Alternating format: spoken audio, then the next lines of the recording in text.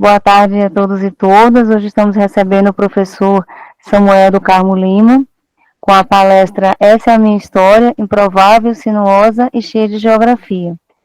Ele fez licenciatura em Geografia pela Universidade Federal Fluminense, bacharelado em Geografia pela Universidade Federal Fluminense também, mestrado em Geociências na área de Geoquímica pela Universidade Federal Fluminense, doutorado em Geografia Física pela Universidade de São Paulo, pós-doutorado pela Universidade Estadual de São Paulo, no Presidente Prudente. Recebeu o prêmio Beija-Flor de Ecologia na Câmara dos Vereadores de Uberlândia, Geógrafo Sem Fronteira, no 4º Congresso Internacional de Geografia da Saúde, em Presidente Prudente, e o prêmio Josué de Castro, no 10º Simpósio Nacional de Geografia da Saúde, em 2021. Foi editor de revistas científicas, Sociedade, Natureza, Caminhos de Geografia e IGEA. Coordenador do curso de graduação em Geografia pela UFO, de 88 a 90, de 96 a 98. Foi diretor do Instituto de Geografia pela UFO. Coordenador do programa de pós-graduação em Geografia pela UFO. Diretor de Vigilância em Saúde da Prefeitura Municipal de Uberlândia. Professor titular da Universidade Federal de Uberlândia e tem experiência na área de saúde coletiva, com ênfase na geografia da saúde, atuando principalmente em temas como vigilância e promoção da saúde. A palavra está contigo, professor Samuel, seja muito bem-vindo.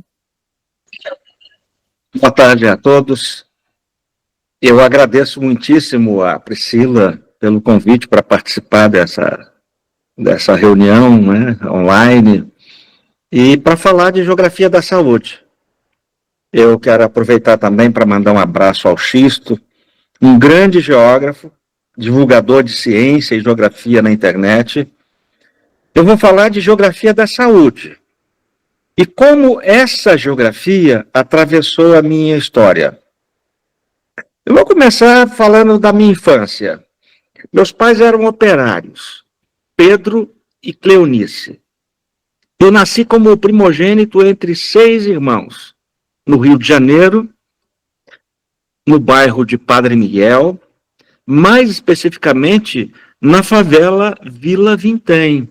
Provavelmente vocês já devem ter ouvido falar da Vila Vintém aí na televisão, né? na internet. Eu vivi uma infância pobre, mas nunca passei fome. Eu fui alfabetizado pela minha mãe, que me punha na cabeceira da máquina de costura, e enquanto ela costurava calças para uma fábrica, ela me ensinava a ler, a escrever, a fazer as operações aritméticas, somar, dividir, multiplicar, e de modo que, quando eu entrei na escola pública, primária, era esse o nome que se dava na época, né, para o ensino fundamental, eu já entrei sabendo ler e escrever, e sabia fazer as 4 operações aritméticas, e tinha um certo conhecimento geral, né, da sociedade, da história. E desse modo, a minha mãe foi até a escola e para fazer a matrícula e avisou para a diretora que eu já sabia ler, escrever, e ela falou, mas então vamos fazer o seguinte, a turma do primeiro ano vai fazer provas finais, agora em dezembro. Traz ele para fazer a prova junto, e se ele passar, já que ele sabe ler e escrever. Inclusive, eu estava presente e a diretora pediu que eu lesse algumas coisas, aí eu li. E ela então disse, olha, então traz ele para fazer a prova. E aí eram 3 provas, uma prova de língua portuguesa, né, de gramática principalmente, uma prova de matemática, né, com somar, dividir, multiplicar, diminuir, e uma prova de conhecimentos gerais. E eu fiz essa prova, então fui aprovado, e quando eu entrei na escola, com 6 anos, naquela época a gente entrava com 6 anos, eu já entrei na turma do 2º ano. E então eu era o menor da classe. E tinha meninos de 7 anos, de 8 anos, que haviam sido reprovados anteriormente. Na classe eu tinha apenas 6 anos. E foi assim o primário e o ginásio. Hoje, primário e ginásio equivalem ao ensino fundamental. Eu sempre era o mais novo da classe. Nunca fui o melhor aluno, nunca fui um bom aluno, né? Mas também nunca tomei bomba. E então essa foi o meu início de escola, né? De alfabetização, de aprendizado das primeiras coisas da escola. Agora, eu tive uma formação acadêmica mediana. E quando eu fui fazer a inscrição para o vestibular, eu tinha que ter uma carteira de identidade. E eu não tinha. Na época, somente quem trabalhava é que tinha carteira de identidade. Então eu tinha 16 anos, não tinha carteira de identidade, e fui fazer a inscrição para o vestibular. A inscrição durava uma semana, de segunda até sexta, e era a Fundação Sesgran Rio, tipo FUVEST, que congregava todas as universidades e faculdades lá do Rio de Janeiro. Mas eu não podia fazer a inscrição porque não tinha carteira de identidade. Então, na segunda-feira, eu fui bem cedo, sempre levado pela minha mãe, ao Instituto Félix Pacheco, que emitia esse documento, mas eu não fui atendido.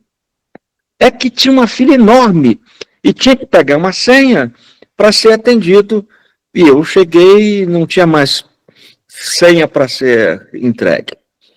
E o jeito foi, então, voltar na terça-feira, bem de madrugada, para entrar na fila e pegar a senha. E ainda assim não consegui pegar a senha. Então, o jeito foi, naquele mesmo dia, na terça, voltar lá às 10 da noite. E é para ver se, dormindo na fila, era possível pegar de manhã cedo a senha. E foi o que aconteceu. Na quarta-feira de manhã, depois de ter dormido em pé na fila, eu consegui a senha. E era quarta-feira. Só que quando eu fui atendido, disseram que não era possível tirar a carteira de identidade, porque a minha certidão de nascimento tinha um rasgo no meio. E disseram que não pode, né? Então isso era um grande problema, porque já não havia tempo hábil para tirar uma outra certidão de nascimento até sexta-feira, para tirar a carteira de identidade para depois fazer a inscrição no vestibular. Alguém disse para minha mãe procurar o juiz da vara da infância para pedir a ele que determinasse que o cartório expedisse uma nova certidão de nascimento em caráter de urgência. E foi assim que aconteceu. Então, na quinta-feira foi feito isso, e eu já tinha acertado lá, a minha mãe já tinha acertado com o Instituto Félix Pacheco, que assim que eu conseguisse a certidão de nascimento, eu seria atendido sem ter a senha. E foi o que aconteceu. Mais ou menos por volta aí do meio-dia, eu já estava de posse da certidão de nascimento, e aí fui atendido lá no Instituto Félix Pacheco. Eles emitiram a carteira de identidade. Na verdade, eles me entregaram um protocolo, né, com o número da carteira, não a carteira propriamente. E então, a partir aí do meio-dia da sexta-feira, eu já estava pronto para ir a um posto de inscrição para fazer a minha inscrição do vestibular. Aí nós fomos para casa, almoçamos, e quando nós fomos para o posto de inscrição, já passava das 4 horas. E os postos de inscrição já estavam fechados, encerrados. Depois das 4 não atendia mais. E aí foi um desespero, né? Mas aí nós soubemos que havia um único posto que podia atender até às 20 horas. Lá no Lago São Francisco, no centro do Rio de Janeiro. É claro que quem mora no subúrbio é uma distância muito grande para chegar no centro da cidade. E era o que aconteceu, né? Aí nós fomos para lá, e quando nós chegamos lá já era de noite, mas ainda há tempo de fazer a inscrição. Eles entregaram um formulário com um questionário socioeconômico imenso, perguntando tudo da sua vida, né, das condições sociais, econômicas, e eu fui preenchendo aquele formulário, e faltavam uns 10 minutos para encerramento das inscrições, às 8 da noite, eu ainda estava preenchendo o formulário. Por fim, tinha a última pergunta. Qual é a universidade? Era possível colocar 2 opções. E qual era o curso pretendido? Também era possível colocar primeira e segunda opção. Acontece que eu tinha feito um teste vocacional na Light, Serviço de Energia Elétrica do Rio de Janeiro, porque eu era office boy lá e ganhava meio salário mínimo, que para mim era bastante. E nesse teste vocacional indicava 3 áreas. Indicava português, literatura, história e geografia. Mas até aquele momento eu não tinha ainda pensado, né, qual das opções eu ia escolher, e sem muita convicção, eu escolhi geografia. E entreguei o formulário. Antes, né, tinha que pagar a inscrição, o valor da inscrição foi pago, entreguei o formulário de inscrição, e aí foi um alívio, porque pelo menos essa parte estava resolvida. E aí, quando fiz a prova, né, a prova do vestibular, e a gente tinha que esperar o resultado, que era publicado no jornal. Eu lembro que era o Jornal dos Esportes. Quem conhece o Rio de Janeiro, eu acho que ainda esse jornal existe ainda, era o jornal Cor-de-Rosa.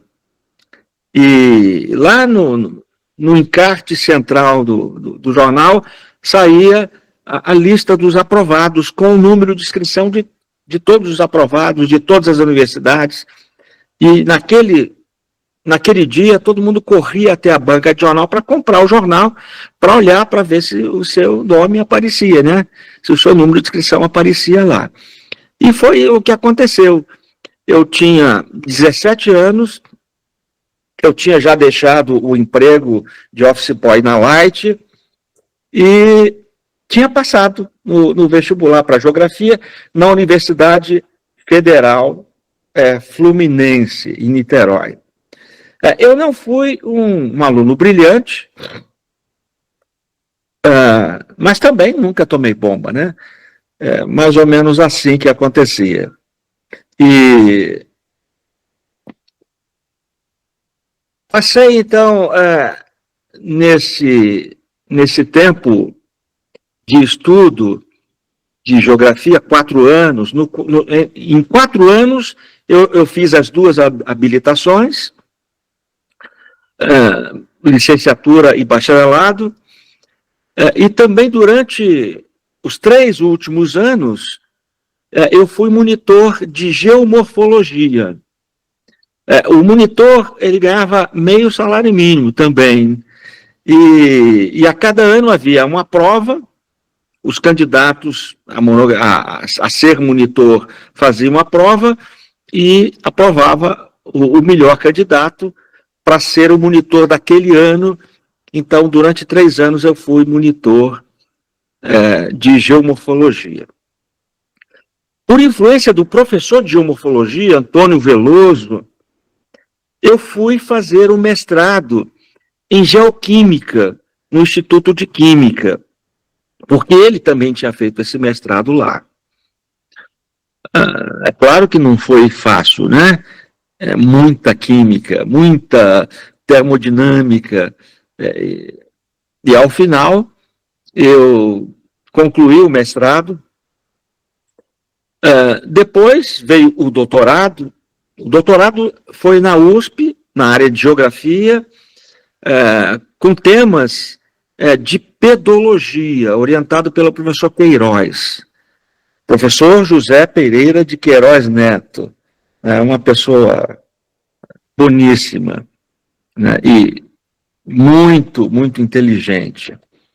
Para completar a formação, eu fiz pós-doutorado na Unesp, em Presidente Prudente, sob a supervisão do Raul Borges Guimarães.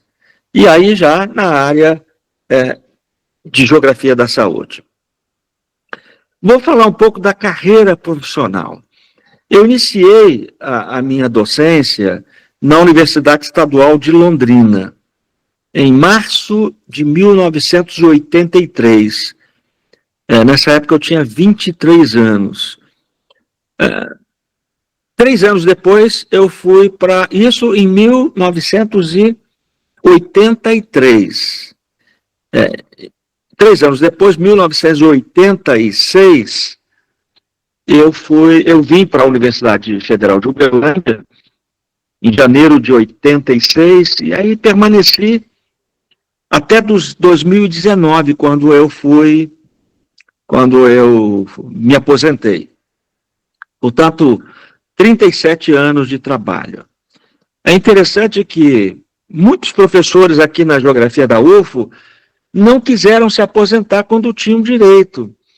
Por exemplo, a professora Marlene, ela faleceu sendo professora da universidade depois de quase 50 anos de docência. A professora Beatriz também já está caminhando para quase 50, tem mais de 40, e ela continua na docência. Ela disse que vai parar um dia, né? Esse dia não chega. E eu também pensava assim, para que me aposentar? Eu trabalho, gosto, isso me dá prazer. Eu vou ficar em casa fazendo o quê? Mas, ao final, eu resolvi me aposentar e achei a experiência fantástica. A gente não ter compromisso é muito bom. Então, foi mais ou menos assim. Na UFO, eu ocupei diversos cargos. Eu fui coordenador do curso de graduação em Geografia 2 vezes, 2 mandatos intercalados. Eu fui coordenador do curso de graduação em Saúde Ambiental, hoje Saúde Coletiva. Eu fui coordenador do programa de pós-graduação em Geografia 2 vezes. Eu fui o coordenador do programa de pós-graduação Saúde do Trabalhador e Saúde Ambiental. Eu fui diretor do Instituto de Geografia durante 6 anos. E eu fui diretor de Vigilância em Saúde na Prefeitura de Uberlândia. Acho que esses são os principais cargos que eu ocupei. Eu quero falar um pouco da mudança de rumo, né? Como é que eu comecei numa área da geografia, pedologia, geografia física, geomorfologia, climatologia. Esses eram os temas que eu trabalhava, que eu dava aula, que eu pesquisava. Eu criei um laboratório de pedologia e orientava dissertação de mestrado, monografias, iniciação científica nessa área de pedologia, de recursos naturais, de degradação ambiental. Mas acontece que em 1987, uma aluna do curso de especialização da área da saúde, Jurete, ela pediu que eu orientasse o TCC do curso de pós-graduação que ela estava fazendo. E o tema era segregação de resíduos de saúde no Hospital de Clínicas da UFO. A ideia era implantar um sistema de segregação de resíduos no hospital, porque, na época, o incinerador de resíduos hospitalares tinha sido bloqueado pela FEAM, pela Fundação de Meio Ambiente de Minas Gerais, por suspeita de contaminação do ar atmosférico. Então, aquele incinerador foi bloqueado e todo o resíduo tinha que ir para o aterro sanitário. E ele estava indo tudo, 100% do resíduo.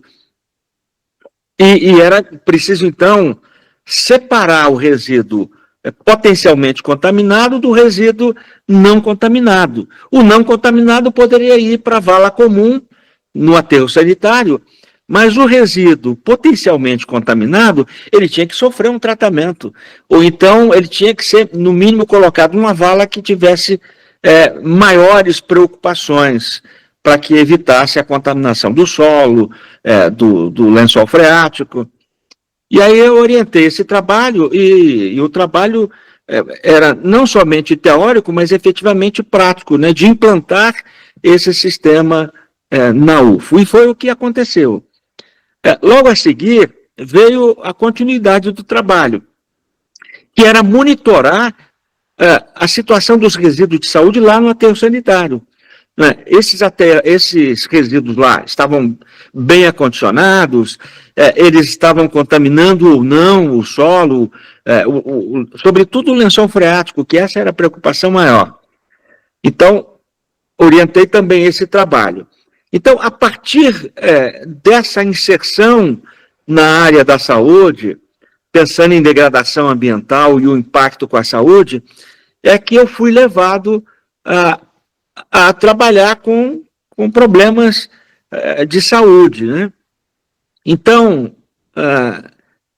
à medida que eu fui me envolvendo com o tema da saúde, isso em 1987, 1988, eu fui trabalhando nas duas áreas, o que era muito difícil. Na sequência, eu orientei o mestrado e o doutorado da Jurete, com temas sobre flebotomínios e transmissão de leishmaniose. Então, mas num dado momento, eu decidi que não pesquisaria mais, nem orientaria mais na pedologia. Apesar do interesse que eu tinha muito grande pela pedologia, depois eu posso até comentar um pouco mais sobre isso, eu tomei essa decisão. Eu vou ficar agora só com a área de geografia da saúde. Não quero mais orientar, não quero fazer mais nenhuma atividade, nem dar aula com pedologia. E aí foi o que aconteceu. Eu criei um laboratório de geografia médica e vigilância em saúde. Eu propus criação da disciplina Geografia da Saúde no curso de graduação e também no curso de pós-graduação em Geografia, e essas disciplinas ficaram sob a minha responsabilidade. Eu entreguei a pedologia para um outro professor, entreguei o laboratório para um outro professor, e foi assim. Eu vou falar sobre a criação de cursos, que isso foi um fato que eu acho importante. Na época, eu era o coordenador do curso de pós-graduação em Geografia, 1998, 99. Não, eu era o coordenador da graduação. E tinha o curso de licenciatura noturno. E a ideia foi criar um bacharelado, porque a gente pensava em pesquisa, e para fazer pesquisa, a gente tinha que ter alunos com uma formação um pouco mais técnica. Não que a licenciatura não fosse importante, mas era possível ter as duas habilitações. Muitas universidades têm, então nós achávamos que era possível. Então, como coordenador do curso, eu é que liderei o grupo a elaborar o projeto do bacharelado. E, junto com isso, nós criamos o curso diurno. Então, mantínhamos os dois cursos de licenciatura e bacharelado, tanto à noite quanto no dia, né? Nós não separamos bacharelado dia e licenciatura à noite, não. Bacharelado e licenciatura tanto dia quanto noite. E foi um ponto importante para que a universidade começasse a se envolver com pesquisa. Depois eu propus um curso de especialização em questões ambientais, gratuito, porque a intenção era aprender a orientar em nível de pós-graduação para pensar na organização, na estrutura administrativa, na orientação, com vistas a criar um mestrado, né? É engraçado que cursos de especialização geralmente são cobrados, né? Só que o nosso objetivo não era ganhar dinheiro, era aprender a fazer pós-graduação. E foi o que aconteceu. Logo a seguir, essa meta de criar o mestrado foi concretizada. Nós criamos o mestrado em geografia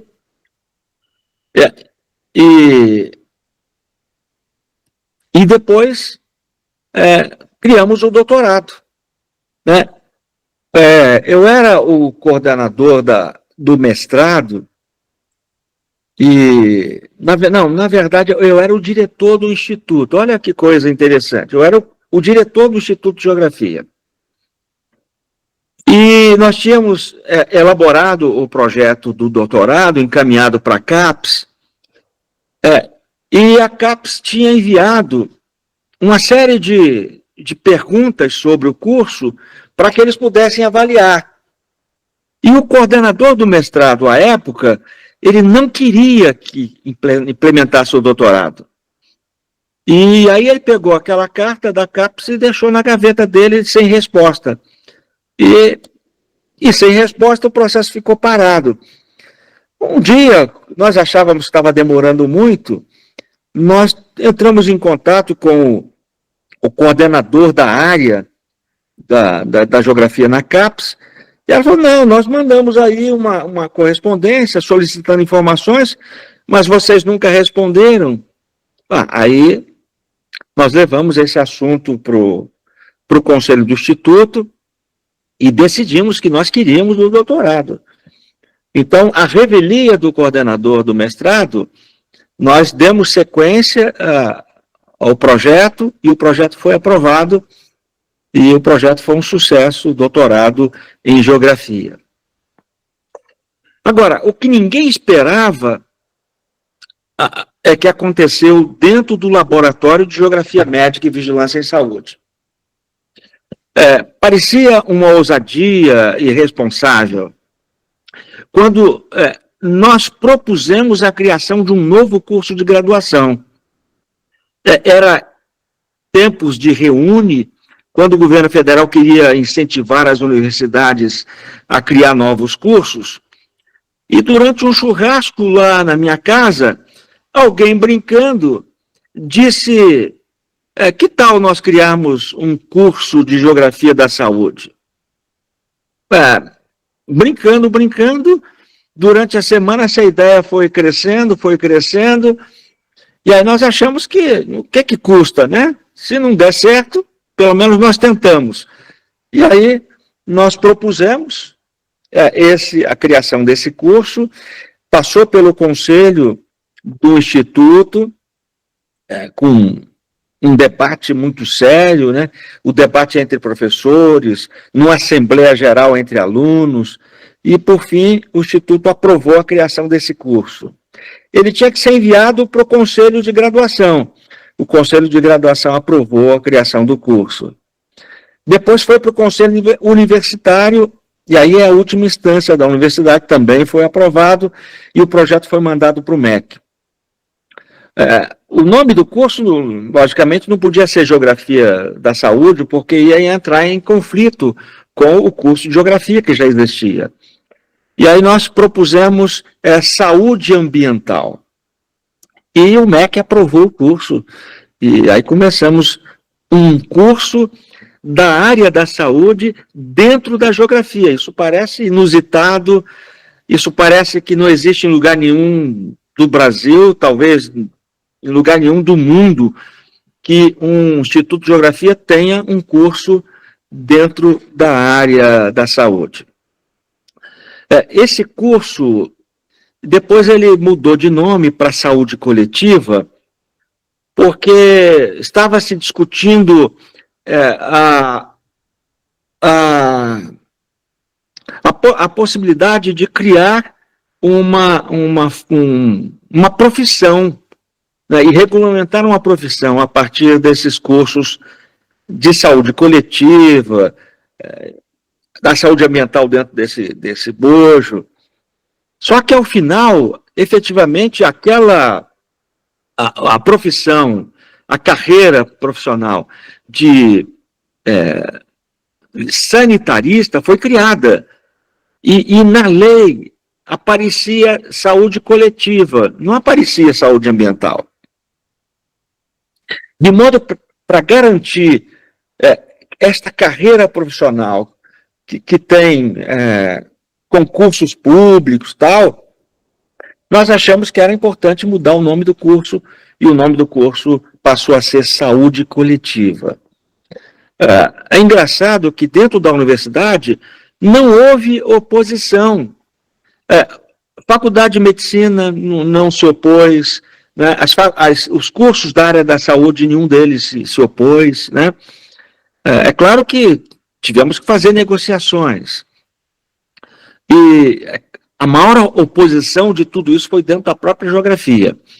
Mas o curso foi criado, é um sucesso até hoje. De certa maneira, isso é uma inovação, cursos dentro da área da saúde sendo colocados dentro de um Instituto de Geografia. Recentemente, aconteceu uma coisa interessantíssima. O nome do Instituto de Geografia foi mudado. Não é mais Instituto de Geografia. Agora é Instituto de Geografia, Geologia e Saúde Coletiva. Olha que coisa interessante, né? A saúde coletiva agora está dentro da geografia, né, num instituto que leva o nome Saúde Coletiva junto com a geografia, e sem nenhum problema, né? Sem nenhum problema. Outro curso criado interessante foi o curso de mestrado em saúde ambiental e saúde do trabalhador. Isso já foi no bojo do desenvolvimento, né, da geografia da saúde coletiva dentro da geografia, e tudo isso liderado pelo Laboratório de Geografia Médica e Vigilância em Saúde. E então esse mestrado também foi criado. Esse mestrado também é muito bonito, é um sucesso, né? Muito bacana. E tem professores, não só da geografia, claro, tem professores da medicina, professores da odontologia, professores da enfermagem, da nutrição. É um curso muito multidisciplinar, muito interessante. Então, exatamente por isso que o nome do Instituto de Geografia foi mudado, né? IGGSC, ou seja, Instituto de Geografia, Geologia e Saúde Coletiva. Eu quero falar de revistas científicas. Nós estávamos nos preparando para criar o mestrado, e aí nós pensamos que seria importante criar uma revista científica, já que nós íamos fazer pesquisa. E era necessário publicar essas pesquisas. Na época, nós pensávamos assim, mas isso está errado, porque se nós tivermos uma revista que só publique artigos de professores da casa, essa revista é considerada endógena e ela não ganha muito prestígio. Mas nós não tínhamos entendimento sobre isso, criamos a revista Sociedade e Natureza, em 1989. O professor Roberto Rosa, o professor Washington e eu criamos essa revista. Hoje é uma revista Qualis A2 e ela é uma revista bilíngue. Ela sempre publica os artigos em português e em inglês. Poucas revistas no Brasil fazem isso. Em 2000, numa reunião da Associação Nacional de Pós-Graduação em Geografia, ANPEG, foi sugerida a criação de uma revista da ANPEG, e eu fui designado, juntamente com 2 outros professores, para essa tarefa, criar a revista. Eu tomei a iniciativa, comecei a criar a revista, mas os 2 colegas da comissão, elas não se esforçaram muito, não se interessaram muito, de modo que eu criei a revista e a ANPEG não tomava, não tomava essa revista para si. E, ao final, então, eu entreguei a revista para o Instituto de Geografia da UFO e ela recebeu o nome de Caminhos de Geografia. Hoje ela é uma revista com publicação bimensal. Mês sim, mês não, ela publica 20, 30 artigos. É uma revista muito procurada. Hoje ela já está no número 105 e ela é uma revista top, Qualis A1.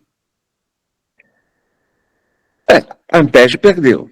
Mas no ano 2002, a ANPEG novamente retomou a ideia da revista e me nomeou para criar a revista. Então eu criei a revista e aí dessa vez a revista ficou sob a minha coordenação um certo tempo, né, sobre a minha editoria um certo tempo, e aí eu entreguei definitivamente a revista para a ANPEG, e é uma revista hoje Qualis A1. A outra experiência de criação de revista foi em 2005. Estávamos numa reunião da ANPEG novamente, em 2005, e estávamos reunidos os professores da área da Geografia da Saúde. Então, eu sugeri aos professores que a área de Geografia da Saúde estava crescendo muito e era preciso ter uma revista de Geografia da Saúde. E aí, novamente, né, quem deu a ideia é que tem que pegar para fazer. E então eu aceitei fazer, isso era julho. Quando foi em dezembro, a revista estava pronta, com o primeiro número sendo lançado em dezembro, no 3º Simpósio de Geografia da Saúde, no Rio de Janeiro. E a revista passou a ser chamada de IGEA, Revista de Geografia Médica e da Saúde. Hoje é uma revista Qualis A1, e o diretor chefe da revista é a Flávia de Oliveira Santos, que foi minha orientanda de doutorado, que foi técnica do Laboratório de Geografia Médica, de modo que a revista está em muito boas mãos, a revista vai indo muito bem, e é Qualis A1 também, top, né? Bem, vou falar de parcerias. É porque nada se faz sozinho. Grandes coisas se fazem coletivamente, com grupo, com equipe. E nós sempre tínhamos um grupo de professores e alunos que estudavam e faziam pesquisa juntos, e a partir do Laboratório de Geografia Médica e Vigilância em Saúde. Eu quero lembrar um dos primeiros nomes que trabalharam forte no Laboratório de Geografia Médica, que inclusive ajudou a criar esse curso de saúde coletiva hoje, chama-se Araci. Ela era orientanda de doutorado, militava dentro do laboratório de geografia médica, ajudou fortemente a criar esse curso de saúde coletiva. Então, a gente tem que lembrar e citar a Araci. Outras pessoas que passaram, né? Professor, olha só, esse é um problema, a gente vai embranquecendo o cabelo e vai perdendo a memória.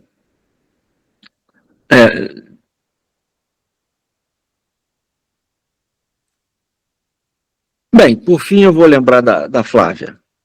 A Flávia, orientei a Flávia no doutorado, e ela foi também um esteio forte no laboratório e ajudava a liderar esse grupo do laboratório, né? Vários outros colegas, eu estou com problema agora de memória, né? Então, foram tantos parceiros que eu não poderia nomeá-los todos, né? E, na verdade, eu estou até com dificuldade para lembrar dos nomes. Mas, se for falar de todos, nós ficaríamos aqui, certamente, por horas, né? E eu correria o risco de esquecer muitos deles. Eu posso indicar algumas parcerias externas. Por exemplo, Raul Borges Guimarães, de Presidente Prudente. José Aldemir de Oliveira, da Universidade Federal do Amazonas. Júlia Lilienfeld, da Universidade de Bayreuth, na Alemanha, no tempo que eu trabalhava com pedologia.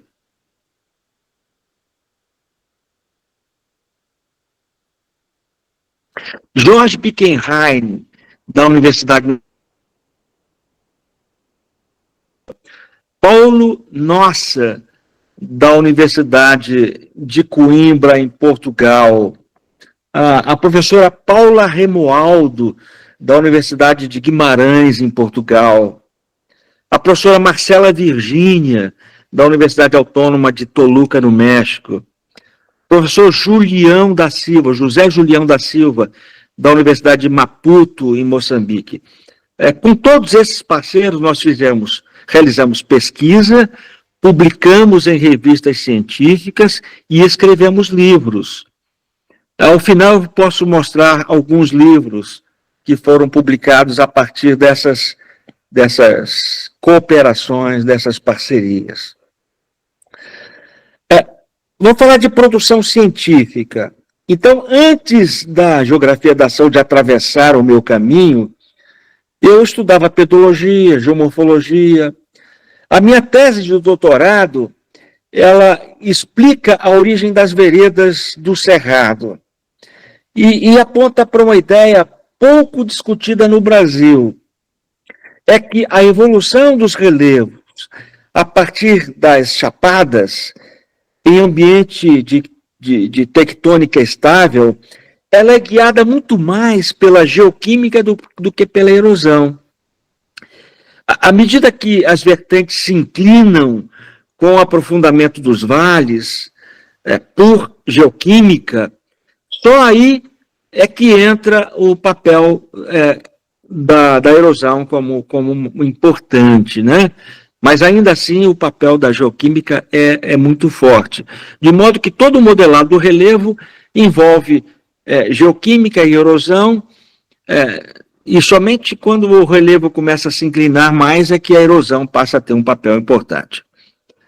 Nessa ideia da importância da geoquímica, por exemplo, estava a revisão das stone lines, linhas de pedra, que muitos indicavam que eram, muitos apontavam que eram indicadores de paleoclimas, né?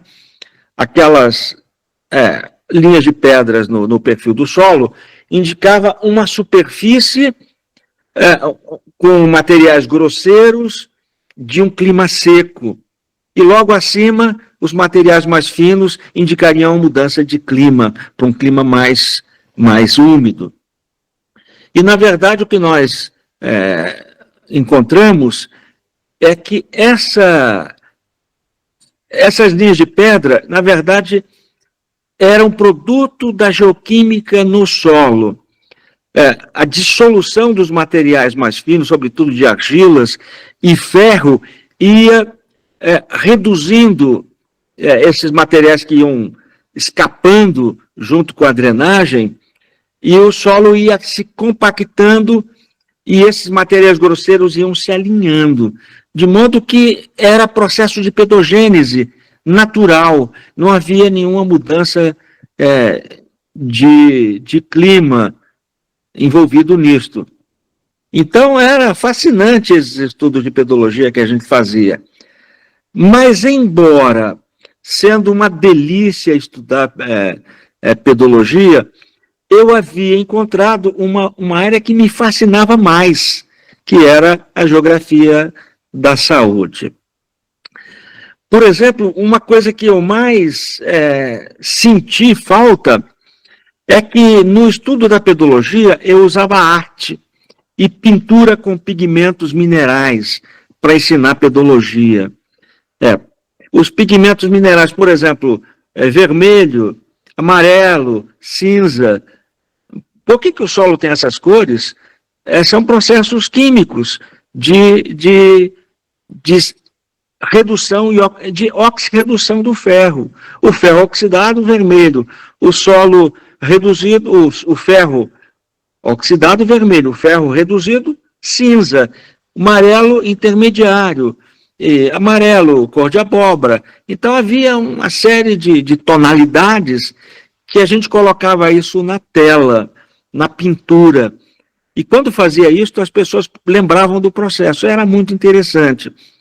E nós pintamos telas em festival de artes aqui na universidade. Eu dei cursos sobre isto em diversos lugares aqui de Minas Gerais, em Montes Claros, né? E no final, isso me fazia falta. Mas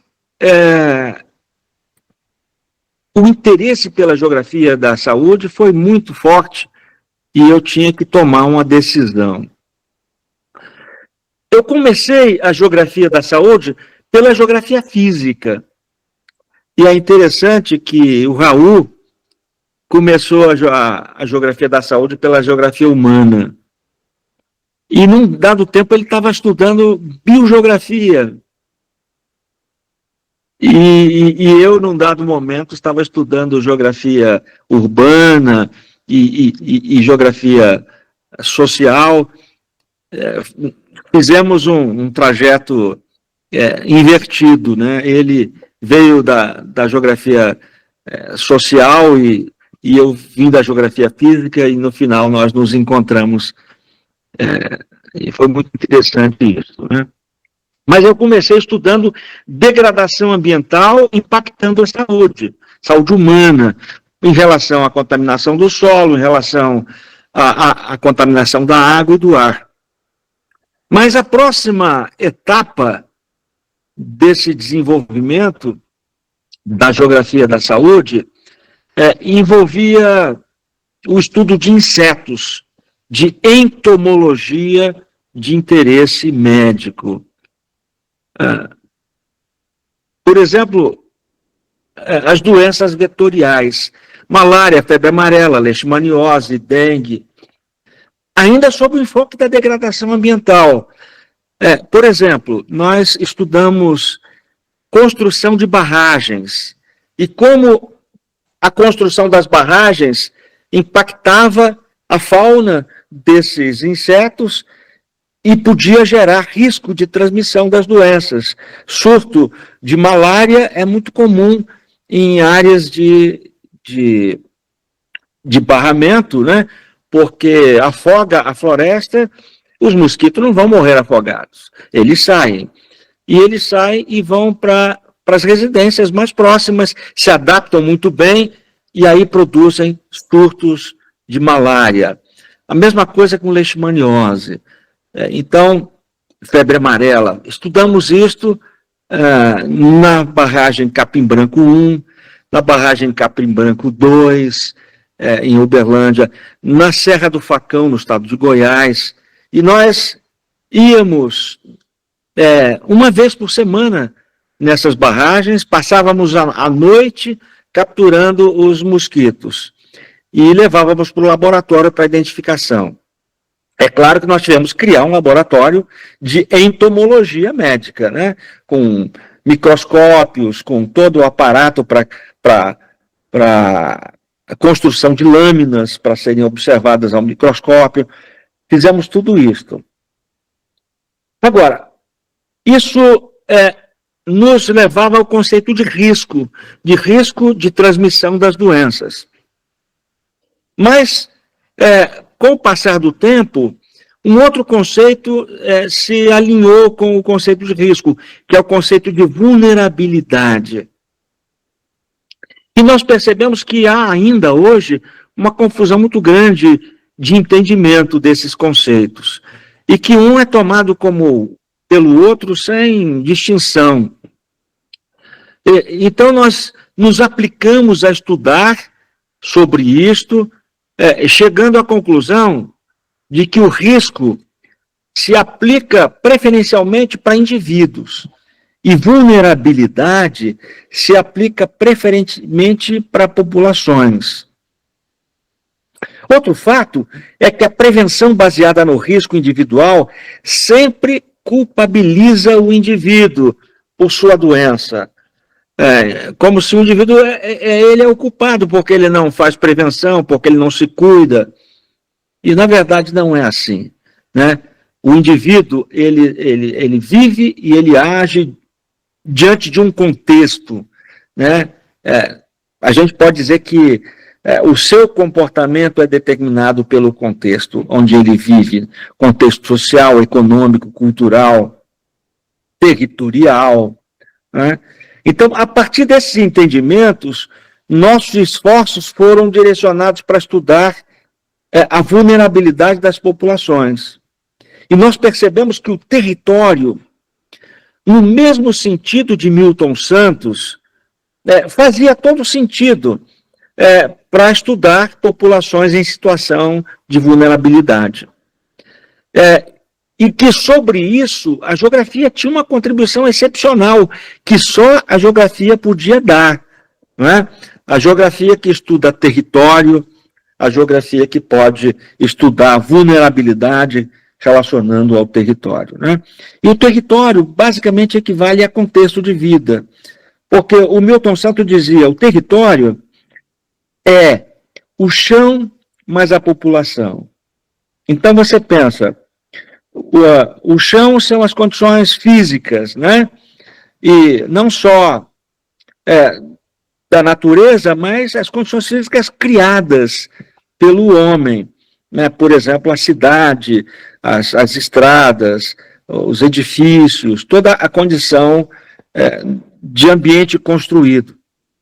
Mas também a população, as condições sociais, econômicas, culturais da população. Isso é geografia. E só a geografia tem esse conteúdo para ajudar a entender vulnerabilidade.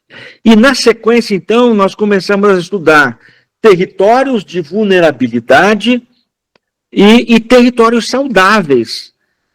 Sobre isso, nós realizamos pesquisa durante muito tempo e isso embocou na ideia de cidades saudáveis. Durante 8 anos, nós tivemos um projeto de pesquisa em colaboração com a Universidade de Lisboa, professor Nuno e professora Eduarda, e durante 8 anos nós nos dedicamos a estudar Uberlândia e Lisboa, com apoio financeiro da CAPES. E isso gerou uma quantidade grande de publicações e 2 grandes livros. Nós iniciamos, dentro dessa pesquisa, a ideia de criar uma rede mineira de cidades saudáveis, com o apoio da rede portuguesa de municípios saudáveis, que participava conosco da pesquisa, essa pesquisa colaborativa. Nós chegamos a quase né? Chegamos perto de concretizar essa rede. Só que tem envolvimentos políticos muito grandes, né? Os municípios, os prefeitos, e ao final eu era diretor de vigilância em saúde da cidade de Uberlândia, então eu tinha uma certa capacidade de mobilização dos municípios. Só que ao final do mandato do prefeito Gilmar Machado, nós saímos do governo e aí essa ideia morreu, né? Não foi para frente.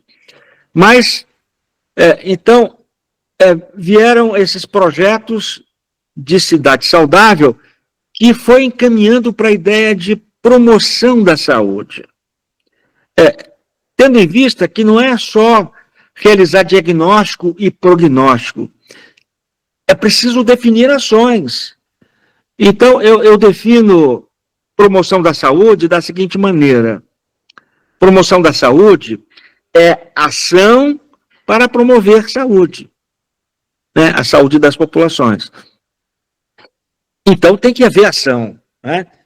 E eu tive a oportunidade de testar isso quando o prefeito de Uberlândia, Gilmar Machado, me convocou para ser o diretor de vigilância em saúde. Em 2000, né? 2015 e 2016. Eu tinha sob a minha direção cerca de 2.000 funcionários. Na vigilância sanitária, na vigilância epidemiológica, na vigilância em saúde ambiental, na vigilância de óbitos, no centro de controle de zoonoses. Mas não bastava só isso. Nós tínhamos que buscar uma integração com a coordenação da atenção básica para fazer vigilância em saúde no território, nos territórios de saúde da família. E foi assim que nós conseguimos derrubar uma epidemia de dengue em 2015, enquanto o Brasil acelerava nessa epidemia, em todo o Brasil a epidemia só crescia. Aqui em Uberlândia nós derrubamos a epidemia com a ideia de intersetorialidade, né, principalmente com atenção básica, os agentes de zoonoses com os agentes comunitários de saúde trabalhando juntos no território, usando escola, usando a polícia militar, usando Secretaria de Ação Social, Secretaria de Esporte e Lazer, quer dizer, tudo isso junto, mobilizado, mais a mobilização da sociedade, a mobilização social. E isso foi fantástico, nós derrubamos a epidemia de dengue. E esse era o princípio fundamental da promoção da saúde, ou seja, intersetorialidade e mobilização social.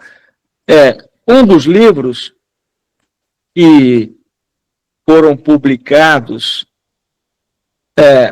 não sei se vai dar para ver, junto com a Flávia, não sei se está dando para ler o título, né? O título é exatamente esse, promoção da saúde com intersetorialidade e mobilização social. Flávia de Oliveira Santos e Samuel. Bem, por fim, em 2017, quando nós participamos do processo de promoção à carreira de titular, professor titular, eu deveria apresentar um memorial histórico da minha carreira acadêmica, um pouco parecido com essa história que eu estou contando para vocês. Mas havia uma outra alternativa, apresentar uma tese. E foi a que eu escolhi. Acho que eu não vi ninguém fazendo essa opção ainda, né? Recentemente participei do concurso de professor titular da professora Rosimar, da Universidade de Uberaba. É claro, ela apresentou a história da sua carreira acadêmica, né? E todo mundo faz isso. Não sei por que eu preferi escolher fazer uma tese. E a tese que eu fiz virou esse livro aqui. O território e a promoção da saúde. Perspectivas para a atenção primária à saúde. Essa foi a minha tese para o concurso de professor titular.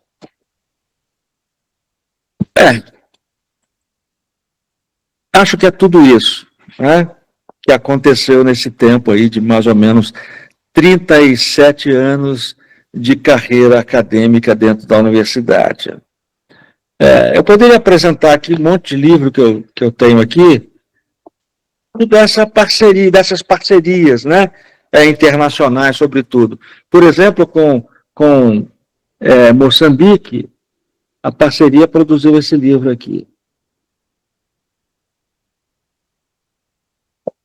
Com a Paula Remoado, lá da Universidade de Guimarães, e Helena Nogueira, ela escreveu esse livro e tem um capítulo desse livro escrito por mim. Aqui, parceria com a Flávia, né? Esse livro aqui também, olha, Promoção da Saúde e Redes Comunitárias para a Construção de Territórios Saudáveis, também com a Flávia. Esses livros bem grossos aqui, Construindo Cidades Saudáveis, parceria lá com a Universidade de Lisboa. Esse aqui é também o segundo período do projeto, né? São 8 anos de projeto, Construção de Cidades Saudáveis, Utopias e Práticas.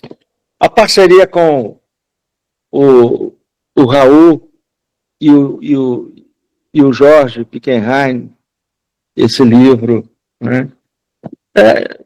Mais ou menos assim, tudo isso aqui, e redundou dessa história, né, longa de parcerias.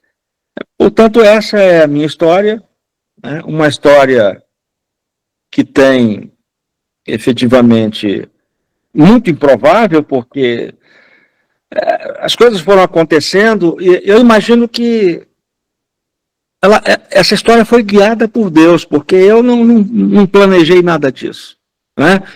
Inclusive a minha vinda para Uberlândia, eu estava muito bem lá em Londrina, né? E por um certo destino, né? E direção de Deus, eu fui levado a Uberlândia, ou seja, as parcerias, os colegas que trabalharam comigo, tudo isso aí, mérito muito deles, e muito mais deles do que meu. Então, eu agradeço a atenção de vocês e fico à disposição para qualquer pergunta. Nós que agradecemos, professor, sua palestra, parabéns. Eu queria abrir agora para quem quiser perguntar alguma coisa, fazer alguma colocação.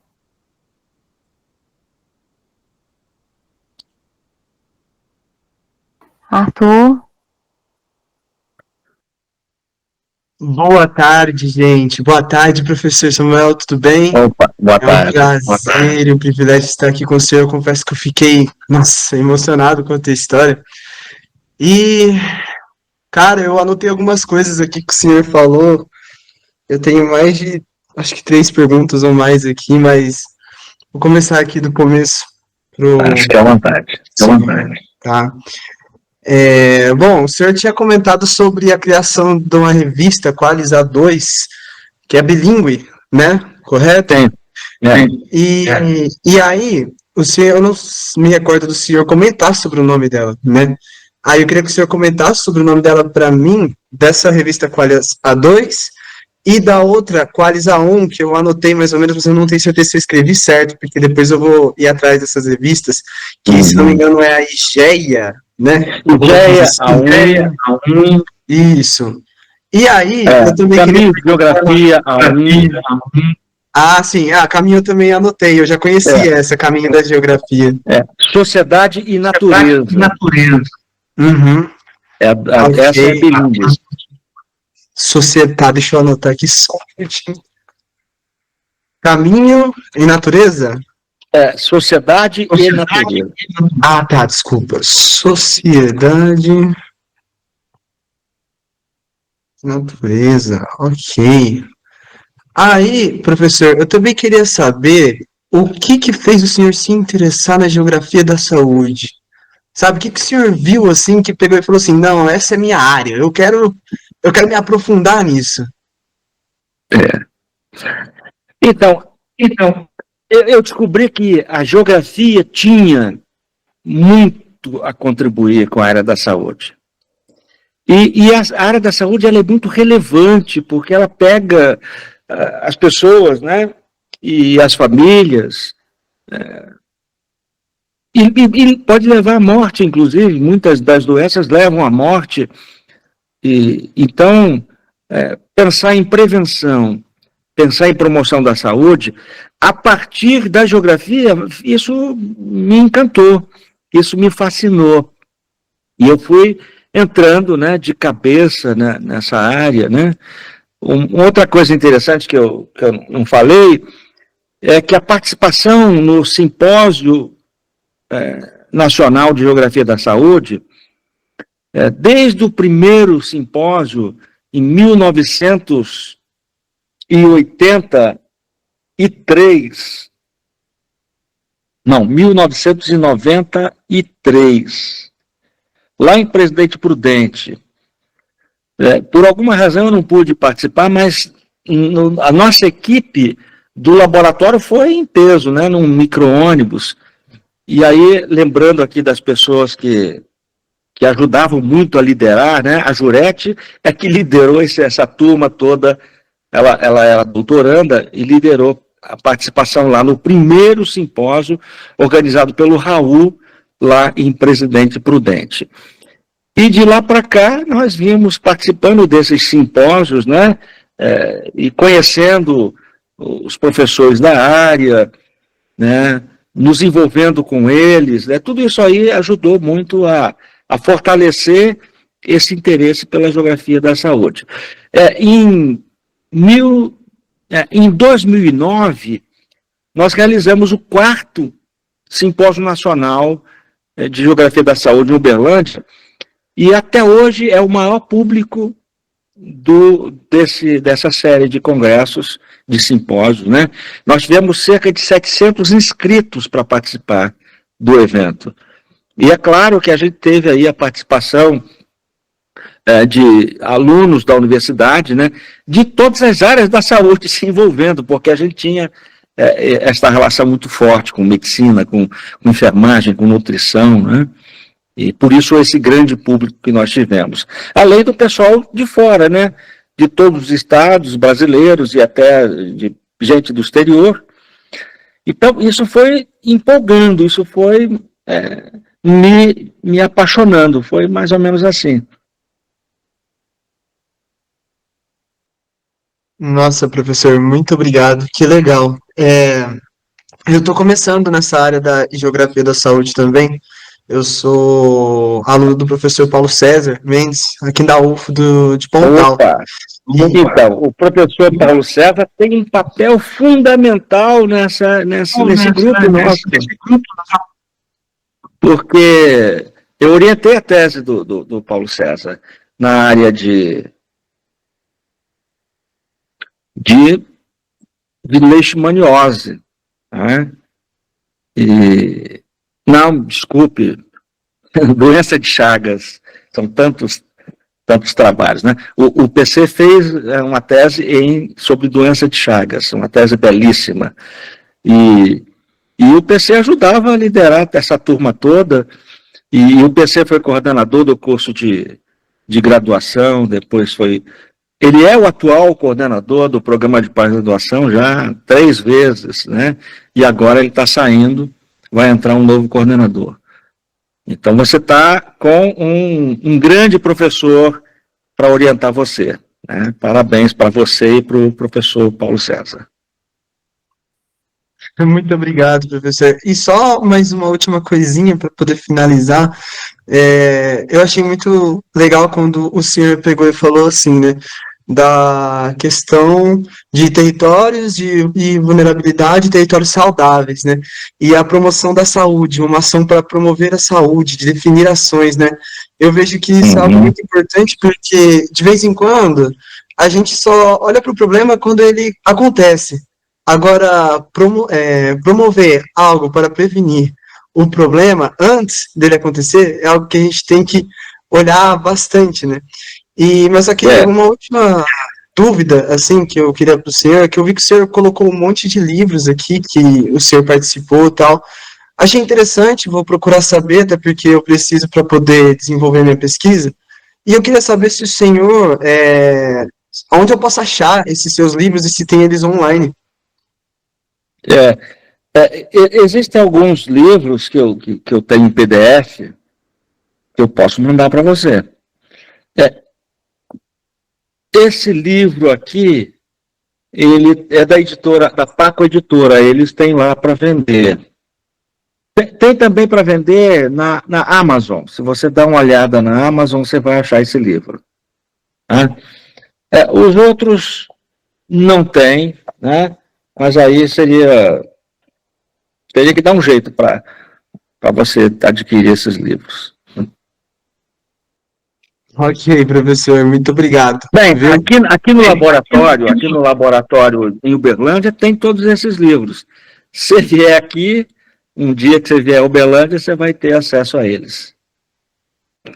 Ok, obrigado, muito obrigado, professor. Foi um prazer, viu? Eu tenho a maioria, amei todos os livros que eu li. Só tem um aí que tá faltando, viu? Depois eu vou falar contigo para ver se eu ainda consigo. Tem mais alguém que gostaria de falar alguma coisa? Perguntar? Eu queria te perguntar, então, Samuel. Tenho, assim, algumas perguntas para ti. Uma é de todos os teus legados, né? Porque, assim, foram vários, né? A gente não tem dúvida, né? Eu que acompanho o teu trabalho desde 2005, né? Que foi quando tu estava começando o pós-doutorado. Eu queria saber, assim, na tua opinião, qual foi o teu maior legado profissional? Algum conselho que você tenha para os alunos? A maioria aqui são alunos que estão começando a graduação, apesar de ter também no mestrado, né, no doutorado, mas e pós-doutorado, desculpa, Vohane. Mas assim, a maioria, né, tá no primeiro período, está começando, né, se tu tem alguma sugestão, algum conselho, e referências, assim, que você entenda que sejam importantes, até assim, tipo, para estudos, né, na área da geografia da saúde, ou da saúde como um todo, que seria, assim, no momento, o mais importante para ser estudado, enquanto tempo. Com relação a tema, são temas variadíssimos. Se você prestou atenção na minha história, eu fui avançando de um tema para o outro, até chegar na última etapa, né, estudando promoção da saúde, mas são temas apaixonantes e que qualquer um desses temas que você se dedicar vai ter um desenvolvimento importante, né, não só para a sua carreira profissional, mas algum legado que vai deixar para acadêmico, para a instituição e para outros colegas que vão vindo depois, né. Uma outra coisa que eu sugiro é continuar lendo, né? Não para de ler nunca. A gente não para de estudar, né? Você está de cabelo branco, mas continua estudando, continua lendo, continua ouvindo o que os professores têm para dizer. E uma das maneiras de fazer isso é indo aos congressos, né? Indo aos simpósios. E lá ouvir palestras, mas também no intervalo conversar com os professores, conversar com outros alunos que estão lá. Isso é muito importante. Agora, uma coisa que eu dizia sempre para os professores, que eu ia em alguma universidade, eu dizia assim, olha, cria um laboratório. Na verdade, isso eu queria dizer, cria um grupo. Né? O laboratório, na verdade, era um grupo.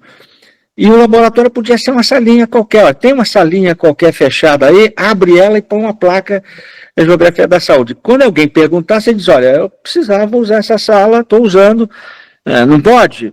né? Se pode, virou o laboratório de geografia da saúde. Pronto. Né? E se não tem, pede o apoio à direção para criar uma salinha pequena sem nada, né? Pode ter depois uma mesa, depois pode ter um computador, depois. O importante são as pessoas dentro. E aí você forma um grupo. Aí o grupo tem potência para fazer grandes coisas, né?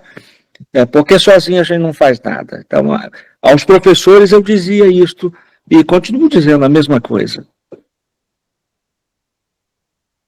E com relação ao teu maior legado profissional, o que você acha que foi? Mas eu vou dizer, mas não sei se é verdade isso, né? Eu acho que esses cursos da área da saúde teve um impacto fundamental, tanto é que mudou o nome do Instituto. Eu acho que isso é importantíssimo, né? Agora, não é só eu, né? O meu papel foi só de convocar o grupo, né? E o grupo é que desenvolveu tudo isso, né? Então, o curso de graduação em saúde coletiva é um curso belíssimo. A geografia é bonita, né? Tanto é que a geografia ela faz base para esse curso de saúde coletiva.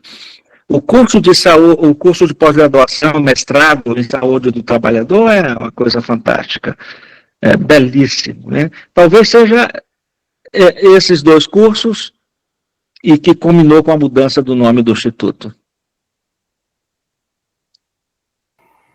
Mais alguém tem alguma pergunta ou colocação? Não, então eu quero aproveitar para agradecer mais uma vez, professor Samuel. Obrigado. E obrigado a todos que vieram. Viu? Quando a gente tiver feito a edição, aí a gente coloca no YouTube, aí eu passo o link para todos que vieram. E lembrem de assinar a ata de presença, viu, quem veio. Tá bom? Um abraço, uma boa tarde para todos. Um abraço, obrigado, Priscila. Tchau. Tchau.